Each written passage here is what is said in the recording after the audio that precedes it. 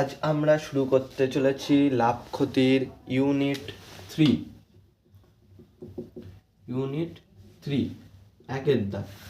একের দাগে আমাদের বলেছে 9টি পেনের ক্রয় মূল্য 11টি পেনের বিক্রয় মূল্যের সমান হলে শতকরা লাভ বা ক্ষতির হার কত।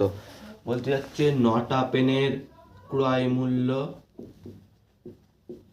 11টা পেনের বিক্রয় মূল্যের সমান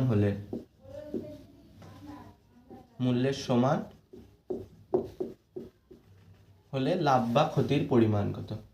লাভ বা ক্ষতি কত,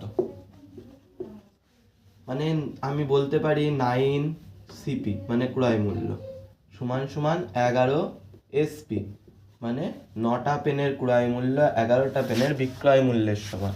আমি বলতে পারি আমরা বীজগাণিতিক নিয়ম শিখে এসেছি, কোনো জিনিস এইভাবে বলতে পারি সিপি আর এই এসপি কে গুণ আকারে ছিল, এই পাশে আনলে কি হবে ভাগ আকারে।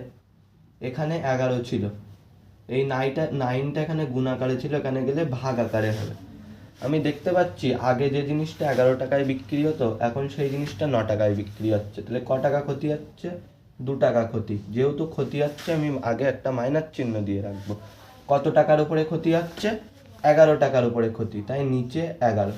বলেছে লাভ বা ক্ষতির পরিমাণ কত, তার মানে 100 কত 2 100 200 200 ভাগ 11 করলে 11 1 11 90 লাভলো 8 11 88 2 নিচে, তাহলে 18.2/11%।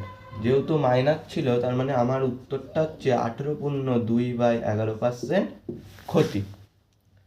এটাই নিয়ম। আমাদের প্রথমে বলেছিল 9টা পেনের ক্রয় মূল্য 11টা পেনের বিক্রয় মূল্যের সমান, লাভ বা ক্ষতির পরিমাণ কত। আমি বলতে পারি 9 সিপি সমান সমান 11 এসপি। বলতেই পারি যে 9টা পেনের ক্রয় মূল্য সমান সমান 11টা পেনের বিক্রয় মূল্যের সমান। এই 9-এর সঙ্গে সিপিটা গুণ আকারে ছিল, 11-র সঙ্গে এসপিটা গুণ আকারে ছিল, সিপিটা রাখলাম। এই পাশের এসপি যেহেতু গুণ আকারে ছিল, ডান পক্ষ থেকে বাম পক্ষে আনলে আমরা জানি সেটা কোনো জিনিস গুণ আকারে থাকলে সেটা এই পাশে আসলে ভাগ আকারে হয়।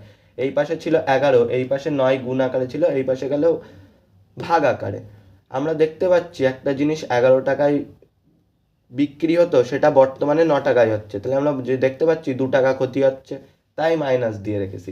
কত টাকার উপরে ক্ষতি হচ্ছে? 11 টাকার উপরে, তাই 11 নিচে ইন্টু 100, মানে লাভ বা ক্ষতির পরিমাণ যাচাই করতে বলেছে।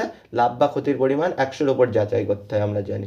যেহেতু 11 দিয়ে 200 ডাইরেক্ট কাটাকুটি যাচ্ছে না, তাই গুণ করে নিলাম 2 100 200 ভাগ 11 করলে আমরা পেলাম 18.2/11%। যেহেতু মাইনাস তার মানে ক্ষতি, মানে একের বি আমাদের রাইট অ্যান্সার। মিলিয়ে নিচ্ছি।